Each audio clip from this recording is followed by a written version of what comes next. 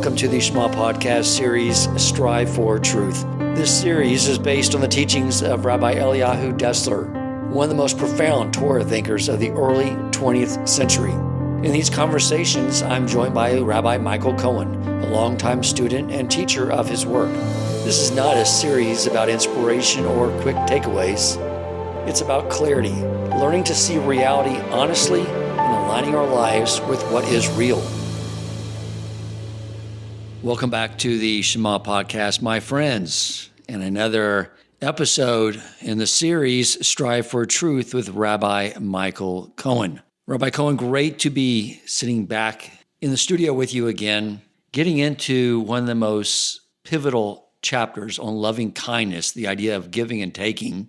You know, we were just talking, the Rabbi and I, offline, how, because I've not finished reading the book, I'm maybe 3 or 4 chapters ahead, trying to be able to read them twice before I sit here with the Rabbi and discuss. And I asked the question, do these chapters continue throughout the 2 volumes here, building on one another and getting more and more deep into this idea of what it means to have a purposeful life, a life of meaning. All ways of describing a good life, which is, as the book describes, means finding truth. And he said, yes, these are all building blocks, which is amazing because each essay seems to get more and more deeper and striking at the core of life. But let's get into this, Rabbi, and this idea of giving and taking. You know, Rav Dessler sort of begins by, like he's done in the past in previous essays, laying out and mapping out what happens when you approach life from a standpoint of simply just taking, which is not only the norm of the world that we are surrounded by, but it can even happen to a good from Jew living a Torah observant lifestyle, can still even pursue things for the wrong reasons. So discuss that with us and paint the picture fully from the one side, and then we'll get more clarity on the other side of a life focused on giving. Right, sure. So this essay lecture was written by Rabbi Dessler. It started from when he was a very young man, while he was still learning in Cohen. And he developed this concept. It's really a way of living when one relates to oneself and the world around you in a very binary way. He justifies what he's saying because the Chovis Halavavos, the duties of the heart, also does the same thing on a different level, maybe even more basic level, when one looks in the world in a binary way. That is, everything I do, everything a person does is either giving or taking. That is, HaKadosh Baruch Hu, God created the world, and he created, and we know God has nothing to do, gets nothing from the world. God is the ultimate giver. He created the world through giving. It's just an act of giving. God is giving all the time. He's giving to us all the time. Everything that we have is a gift from God. And so he created man, humankind, with the ability to give and to take. And the sublime ability to give is godliness. And when one touches on that, one is touching on godliness. So if you consider and you think about this, it takes a little bit of time, but it's worth spending a little bit of time on this. But what he says is at different levels. So we know, of course, somebody comes to the door and asks for a meal, asks for a favor. So I think we all understand that's an act of giving, right? So there's certain actions we do which are giving. But even on a metacognition, at a meta level of metacognition, there are things that we do, even if we think, even in our minds, we're actually taking or giving.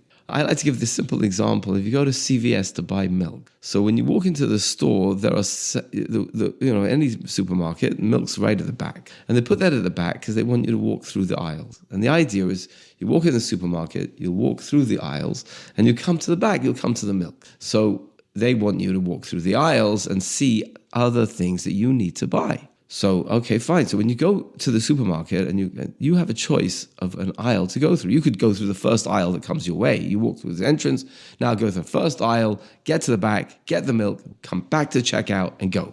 But most people don't do that. Most people, when they get into the store, and this is from experience, the stores know this, you come into the store and say, well, what else do I need? And you start thinking, now, a person will think, oh well, maybe I have a dog. I'll walk through the pet aisle because maybe I'm going to get something for my pet. Or a person thinks goes through the thing. Oh, my wife loves candies or chocolate, or I know she loves this type of rice, and we haven't been getting it for a while.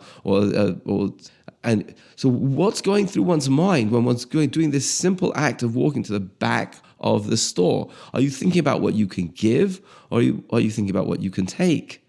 That's a very, and it's the same thing. You pick up a newspaper, right? You pick up a newspaper. Or nowadays, you go online. What are you searching for? What are you looking at? What occupies your mind? Is what occupies your mind something which is directly to you, or is it something about which is directed to your family, your kids, your neighbor, your friends, people you don't know, other people? Where's your mind? Where is your brain? So that's at the beginning of this treatise. Rabbi Dessler says we got to think about every single thing, and if you boil it down, it's not just when you go in the supermarket, when you go to pick up a newspaper or go online. It's actually on every single thing that you do throughout the day. You're either one or the other. It's either an act of giving or taking. So where are we? Where exactly are we in this thing? Exactly. You're getting to the very heart. Rob Dessler is on really everything, because on this podcast a lot we've discussed things about being in the image of God and Devekus, cleaving to Hashem, and it's all about this spiritual alignment. We were built with the potential to be in the image of God, which is what he's getting at, which means to go from a state of taking to a state of giving, because Hashem's in a constant state of giving. Now, I've discussed some of the essays by the Baal Shem Olam. It talks about this, but this gets really deep into this.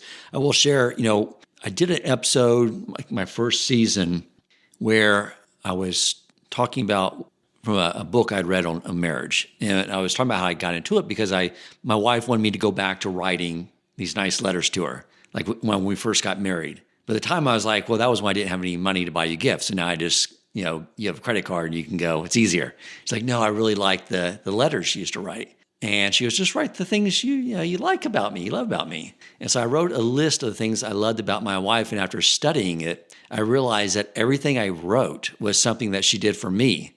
It was all about things that she did for me and all the reasons I love myself. It wasn't about, she clearly knows how to love through actions, but that's sort of what he's getting at, is we don't tend to think about love and giving. It's all about what we're doing for the other. Yeah, so it's all about what we're doing for the other, right? And how we relate to people. Are we relating to people as an opportunity to give, or are we looking at somebody as what can I get from that person? Right, exactly. And this is basically this is the battleground of the Yetzer Hara. This is what the Yetzer Hara introduced into mankind, is this very idea, right? So he says that they can be. You look at the world, you look at things you do. So you might say, well, then we can't. Not everybody can give, right? Because you can't always be giving, because you've got to sometimes take in, or the other person should be giving. Like if everyone's giving, then no one's taking. So then how does the world exist, right? It can't be that everybody's giving. So he explains, and very gently, and that of course the act of receiving, there's a difference between receiving and taking, right? So taking is when you're interested in yourself, what you can get. Receiving is when you're taking something from the other person, you're relating to the other person. So it really gets to the core of what relationships are. What we say in English, it's a give and take relationship. That's not the ideal. We're talking about a give and give relationship. Right, because receiving is giving back to the other party. It brings joy to the person when someone accepts something out of love from the person giving them the gift. Right. Which is much different than someone who just thinks the world owes them everything. Right. So he said that you see people around, sometimes they give and they're really taking. So a person can be giving a gift, but it's really a bribe because they want to get something further down the road. Right. They're not really interested in giving the thing. They're giving the thing because they know they can get something later from that person. Right. Or from whatever it is. So that's this metacognition. They realize getting to that core of what's the root, what's the pure reason why I'm doing the actions that I'm doing, why I'm walking where I am, why I'm opening the newspaper or reading the book, whatever one may be doing. Am I thinking about giving, or am I thinking about taking? A person goes to work. So work. So a person can say, well, I'm going to work because I want to get a paycheck. So it's an act of taking. But a person might, and this is the truth, I think with most people, they see their work as an opportunity to be giving to people, and that just happens to be they get paid for doing what they're doing, and they appreciate that with that money they're giving to their family or they're giving to other people. But that's really at the root of business. So that's the second chapter of his business dealings. And he brings the story of two people, Chanoch and the Chavetz Chaim, who lived at different times. Chanoch was one of before the time of the flood. And the Medrash says that Chanoch, when he would sew the shoes, so he was a cobbler. And when he would be sewing shoes, he'd be sewing the name of Hashem into the shoes. So, of course, you can't just put the name of Hashem into put of shoes. That's prohibited. A person going to be stamping around on the name of Hashem. Maybe you put Amalek, right? So you wanted to blot out the name of Amalek. That could make sense, but not the name of Hashem. What does it mean that he put the name of Hashem into the shoes? No, what it means is every stitch that he made, he said, I'm doing this in order to make this wonderful shoes for the customer, that he should be able to have good shoes, to be able to walk properly. His intention was giving. Of course, he was going to get paid for the shoes that he was making, but the idea was, I'm doing this for that person, that whoever gets these shoes should be able to walk on these shoes. And the same thing he says about the Chavetz Chaim. The Chavetz Chaim had a shop, and in his shop he sold things. But he was very careful not to open his shop at hours which would be competition to other stores in the neighborhood, because he wanted to make sure that they could make their parnos. He wasn't taking livelihood away from them. And then when anyone came into the store, he made sure that he gave them much more than they asked for. So a person came to buy a pound of flour back in the day. So he would give them a pound and some. He'd give them more than that to make sure that they were getting a good deal for whatever they got. And eventually, the Chavetz Chaim was too successful. People coming in all the time and buying from him because they knew he had the best products and he gave them the best prices. And so he restricted the hours, so he was only open for a couple of hours a day. But then people would only come during those couple of hours when his store was open. Eventually, he had to close the store. He was too successful. He didn't want to take money away from his competitors. So he closed the store. And there's another story about the Chavetz Chaim, which I think also illustrates this. There are many, many stories about the Chavetz Chaim's quality of giving. But at one time, he had a pair of gloves, a very nice pair of gloves. And one time he was on a train, and the glove fell off and fell out the window. So he immediately took off the other glove and threw it out the window. So somebody asked him, why did you do that? He said, well, whoever's walking on the train track will find a glove. And now he'll find two gloves and they can use them.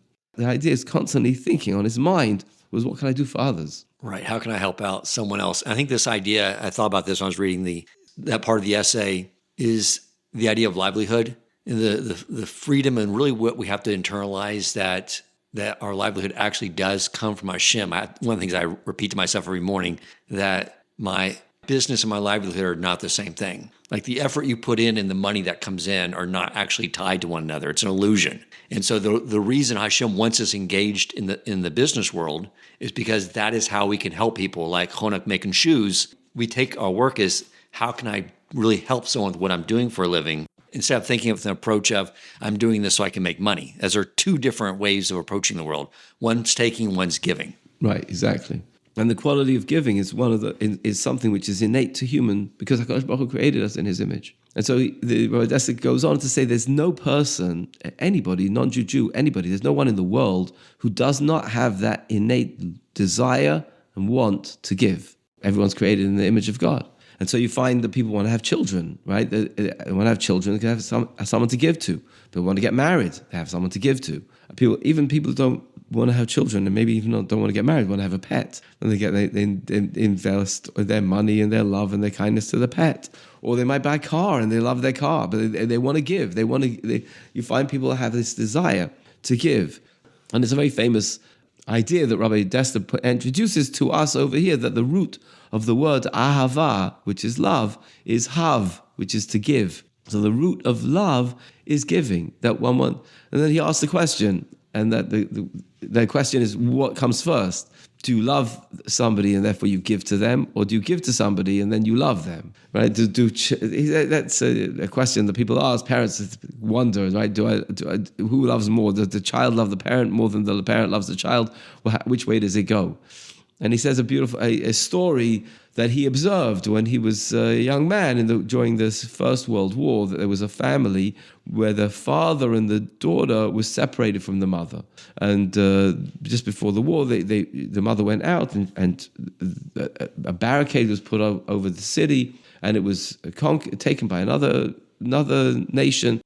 And she wasn't able to come back to her home for several years. And during that period of time, the father was looking after the child and the mother was away. So Odessa said he noticed that the love after that event, the attachment from the father to the child was much stronger than the attachment of the mother to the child. Because the father had been giving to the child that whole time and the mother had not been there for that experience of giving to her child. And therefore she'd missed out on that. Well, it's interesting, not in the book, but Rabbi Desta himself was separated from his wife and his child during the Second World War, right? His son and his daughter were away from him, and his wife was away from him. They were wife and daughter was in Australia. His son, I think, was in Canada, and he was in England. And his children said after the war, their love was not affected by the distance. It was not impacted, right? They made sure to write to each other, and he was so filled with the love of his children and thinking about them all the time that it didn't impact their relationship. That's what his children said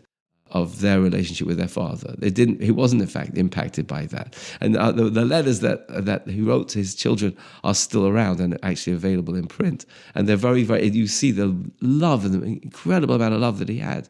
And the way he expressed that on his letters is also, it's wonderful to read, amazing worthwhile readings sometimes. But the point is that love is something that we create through giving. And so a person can never fall out of love. It's just you fell out of giving. Right. He was separated from his children, but he was still able to give through letters and sending correspondence to them. And you can have fathers that are in the home with their children growing up, but are preoccupied with work all day long and are not in a state of giving to them, but close proximity, and the child doesn't feel love. So it has nothing to do with proximity.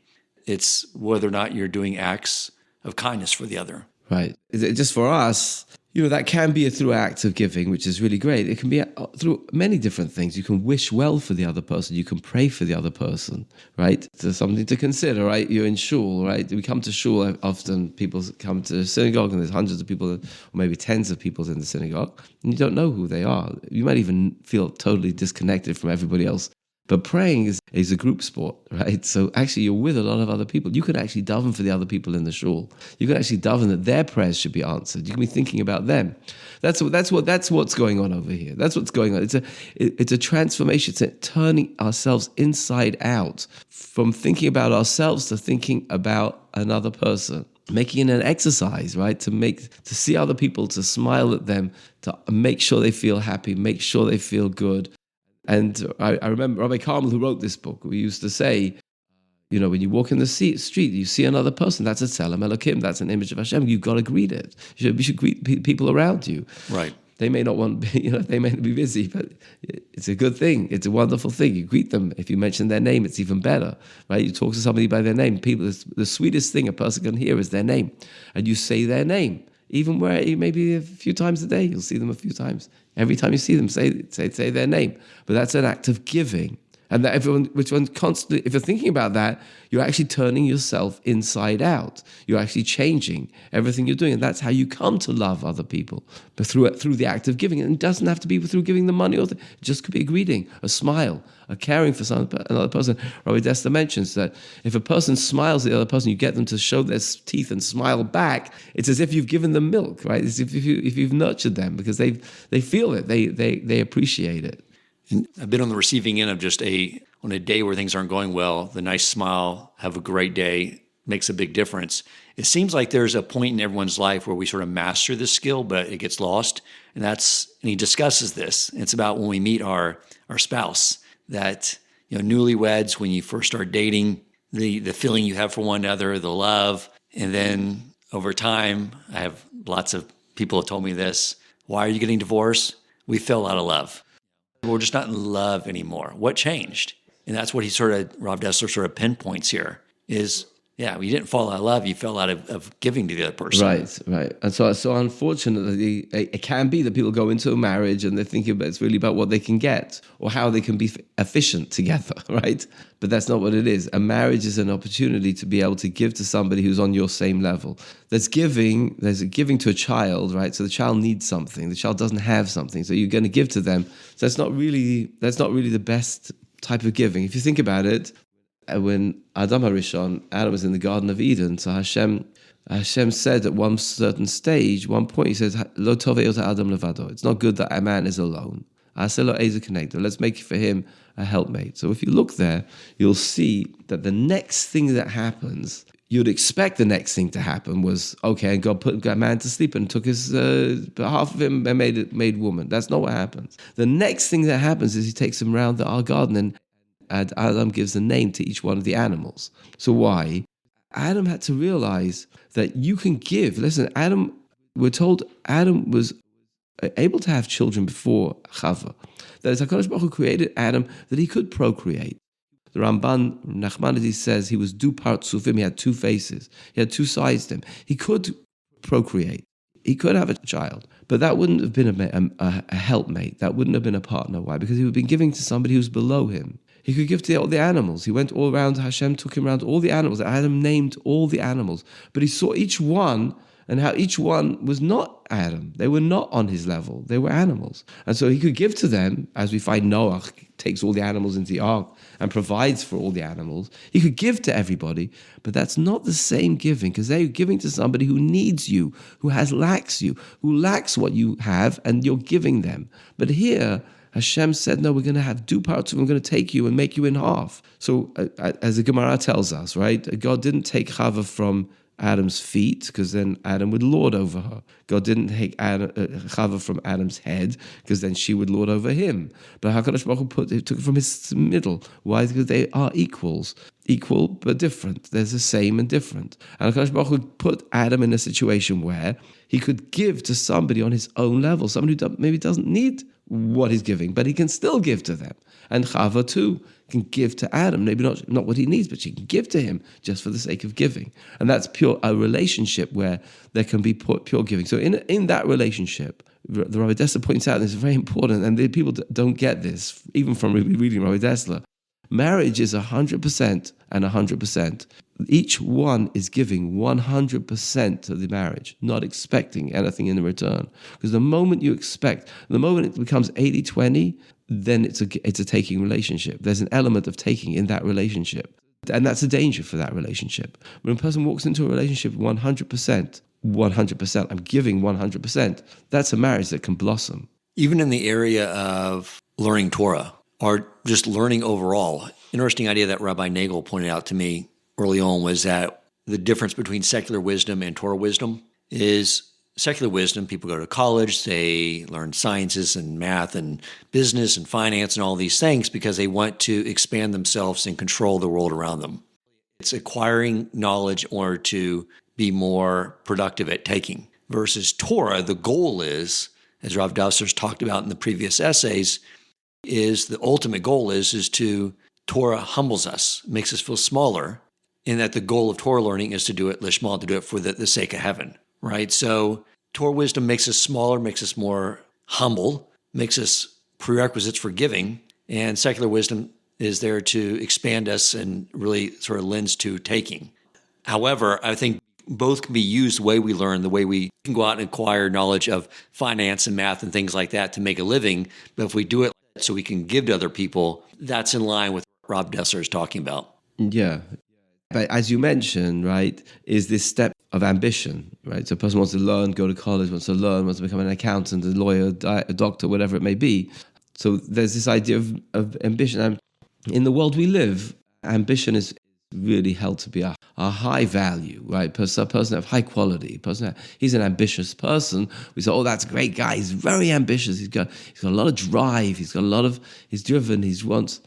So it's a little difficult on this next chapter. This is chapter 7 in the book, Giving and Taking. And it's really the I think, in my opinion, it's the most hard-hitting part of this whole treatise. And that is that, and it goes against Western values, because we look at the world as we want to be ambitious. And even a person becomes religious, and even people who are religious, they say, well, I want to be ambitious. I want to learn this. I want to know this. I want to become a rabbi. I want to get smicha. I want to learn shas. These people have lofty visions and lofty ambitions and lose themselves. They can lose themselves, because what it becomes is I'm missing I'm missing this, so I want it. Now, relates back to chapter number 1, to our first podcast, second podcast, right? The first chapter of this book, which is with the moment you feel you're not everything, you're not complete, now you become a taker. Because if you're not complete, you've got to get something to become complete. So then you're a taker. You've got to take. You can't say, oh, well, no, it's okay. I'm going to receive it, but I need it. You better get it to me. I need it. Once you're living with needs, you're living in the world of taking. And it can happen to anybody. And a person can slip off. I like to put it in the terms, you can slip off the bike at any moment. You can slip from being a giver to being a taker from less than a second, in a millisecond. Because all of a sudden it becomes about what I need. No, I'm lacking this. I need this. So then that's an act of taking. Well, I need it I want to help other people in the future. Yeah, fine, but it's an act of taking right now. Don't get me wrong. This is very difficult, and I hope when you're listening to this, whoever's listening to this is thinking, well, how am I going to do this? We'll get you through there. The next chapter is going to help you. But at the moment, this is very confronting. The confrontation is, if you're not whole and complete right now, then you're going to be a taker. So what you're saying, I'm whole and complete. I'm also going to be so arrogant to say I'm whole and complete. Yeah, you're whole and complete. HaKadosh Baruch Hu created a perfect world. HaKadosh Baruch Hu created a happy world, where everything that's here and you need is right here. HaKadosh Baruch Hu's got your back. You've got everything you need right now. And the only thing which is taking you away from that is kinna, kavod, v'taiva, right? Is jealousy, the desire for respect and for honor and approval and desires. That's the only thing that's taking you out. You're whole, perfect, and complete right now, the way you are right now.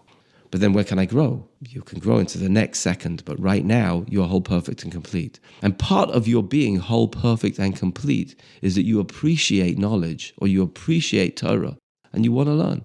That's where you are right now. I'm just going to say a story which illustrates this. It happened to the photographer of the wedding of my son, of my son-in-law, my daughter and son-in-law. And the photographer one time wanted to take a photograph of the great Rabbi Yashiv, who passed away a few years ago, but he was a great Torah scholar. So the family told me, yeah, you could go. If you take your camera and go to his house at 4 a.m. He gets up very early and he's learning. You can take photographs from outside because there's a window there, and you can take photographs and you won't disturb him. It'll be fine. So that's what he did. He got up very early and he went to the house and he saw Rabbi Yashiv sitting down in the early morning, sitting down with his Gemara and learning the sweet Torah at 4:30 in the morning, 5 o'clock in the morning. It's dark outside. And he's taking these photographs. And while he's taking these photographs, he's overcome with the feeling that, wow, I wish I could learn like this man is sitting down and learning and just simply learning the sweetness of the Torah. And he started to cry. And he slipped or fell. Rabbi Yashiv looked out and saw him crying. And he said, come in. He said, what's the matter? So he said, I'm crying because I never could learn like you're learning. You're learning so beautifully. I could never learn that way. It never really happened to me in yeshiva, and I wish I could learn that way. So Rabbi Yashiv says, your wish that you could learn that way is better than my Torah. Because you have a complete desire and love of Torah. You just want Torah right now because you love it. So that's even greater than I. Where you want to be is where you are. Where you want, if you love Torah, that's where you are right now. So yes, you're whole, perfect, and complete. So this whole idea of ambition, I got to get this, I get that, is saying, well, I'm lacking. You're not lacking. You're whole, perfect, and complete. HaKadosh Baruch Hu's got you, and you're in the right place. That's how we look at ambition. To make sure I understand, he was saying that your feeling of lack of Torah is what makes you whole? Well, that depends, right? So if a person who has a love of Torah and wants Torah, they're not lacking Torah, they just want it. The guy who says, no, I don't have it. I need to get Shas. I need to finish Shas. Don't disturb me now. I'm learning Torah because I need to learn Shas. You're missing the boat. And there is such a thing, and the Gemara talks about it, and the Bali Musa talk about it, and Rabbi Desta talks about it over here, which is learning Lakanta, learning for yourself. And that's what it says. A person can get Gan Eden and he's not going to enjoy it because he'll go in the world to come and he'll be so jealous of all the other rabbis who are around him who have learned much more than him. because it wasn't learning for the right reason. So it's a high level. I mean, a person can't expect themselves to get there immediately, but sometimes you can. The point is, it's not about where you're going to get to. It's about who you are. I'm trying to reconcile that with davening and making requests to Hashem, but I do sort of come back to the Perkei Avos, that who is wealthy one who is satisfied with his lot, or Berkos Zona. I've read that to eat and be satiated doesn't mean to have an overindulgence in food. It's to be satiated with what you have in life. That's what we're sort of praying for, is to not have these, I guess, uncontrollable desires and wants. Right. So this is, again, a very, very important concept that doesn't speak about directly over here, but it speaks in another section where he talks about the continuation of this, which is in the next volume, which is that you find Yaakov and Esav, right? They meet up, and Yaakov wants to give Esav a gift, and Esav says, "Don't give. I've got a lot. I've got plenty. I have plenty. Yesh li rav. I've got a lot." And Yaakov said, "No, take it. Yesh li kol. I have everything." So, a person might say, "I've got a lot. I've got plenty. But they'll never be satisfied, because you can't have everything. You're going to need more, right? But then the other person says, "Yesh li kol. I've got everything I need. That's it. I don't need any more." That's Yaakov Avinu. Yaakov Avinu is the Yesh li kol. But it doesn't mean I can't work to expand myself and become greater and become more and larger and give more. But Yesh li kol. You see Avram Avinu, right? Avram Avinu has these guests, and he gives them what he gives. He gives each guest each shecht, a different lamb for each guest, so he can give each one the center part of the tongue, which is the most soft part of all the meat of the animal. But do you think he ate? That's how he ate? No, yeah. Avram Avinu ate a small meal himself, but when he's giving for his guests, he gave them the best. That's the difference of Yesh li kol and Yesh li rav. I've got a lot, and I've got everything. We like to live in our world that we have everything. I've got everything I need. Right. And it seems like the idea is to channel the ambition from taking to giving, to where, yes, we should be ambitious, but like you said, to expand ourselves in the way of giving to others. Right. So there's a beautiful story which I don't want to miss out over here. Rabbi Dessler points out that one time he was looking at it. It's a marshal for the whole of life, right? One time he was walking in the northern areas, and there was in an area of snow, and he saw this pack of wolves. And off in the distance, there was a carcass. So the wolves who all run to get the carcass, they're all hungry. They will to jumping on the carcass to eat this animal, eat the meat. And but they're fighting with each other to get the meat. So each fighting, until finally one of the wolves manages to pick up the carcass, to fight off all the other animals, and pick up this carcass and walk away with it so he can eat it somewhere else. And the other animals, all tired and all cut and bruised, and even the one who's got the meat is walking away. There's a trail of blood he leaves in the snow because he's himself wounded from all the fighting and everything. So who has the meat? The one wolf has got the meat, and he's blemished and he's got it only after fighting the other animals. He's cut and bruised and he's bleeding, and he gets the pleasure of the meat. The others, they're fighting, they've been fighting, they're cut and bruised, and they don't get anything. And they're just lying in the snow with nothing. He says that's the paradigm of taking. When everyone's taking, no one wins. There isn't a winner, because everyone's taking. You're just not being human. You're just not being godly. You're missing the whole thing. So that's how he ends this chapter 7. There is a long author's note over here, which we're not going to go into, but it does deserve time. But then just without leaving, it would be a pity to leave it on this. He does say in the chapter 8 that there is good ambition. Good ambition is when ambition is for Torah, and when ambition is to give, and wants to find a possibility where I can be greater and larger. How can I give more? How can I help more? Now, you have to be careful, and he points this out, because if I see somebody who doesn't have, and I feel lacking because they don't have, I'm slipping into taking again, because I'm just an extension of their not having, and I want to take. But he says that's a shalol lishma, which can bo lishma. That's for the wrong reason. It can come for the right reason, because it's not me, it's for that person. I want to be able to help that person. So just get it, that I'm taking again. I need to make sure he gets, because he's lacking, and I don't want that he should be lacking.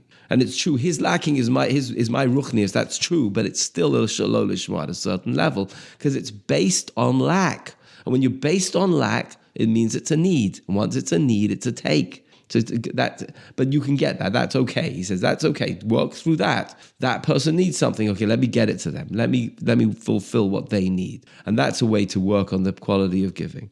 We should just end up, if that's okay. The way to acquire love of somebody else and the way to acquire the quality of giving is to give. Right? The more you give, the more you're going to want to give more. Right? That's the nature of goodness. When you do good, you actually feel it, you connect with it, and you're just going to want to do more good. And that's the way to cultivate goodness and giving. So there are people who say, Rabbi Elia Lapian, who also learned in Kelm, who says this, that a person should make an effort every day to do one act of pure giving. Just give for the sake of giving, and then just give and then just become accustomed to that every single day. So there was a cute story which is told about Sarah Shnira, who also had this idea. And one day she felt she'd been teaching and she'd been doing all sorts of things throughout the day. She'd been giving many times. So then it came the evening, but she felt she hadn't really done a selfless act of giving. So she couldn't go to sleep. So the other girl said, "What's the matter? She said, "I can't go to sleep. I haven't done a selfless act of giving. I've got to find something to do.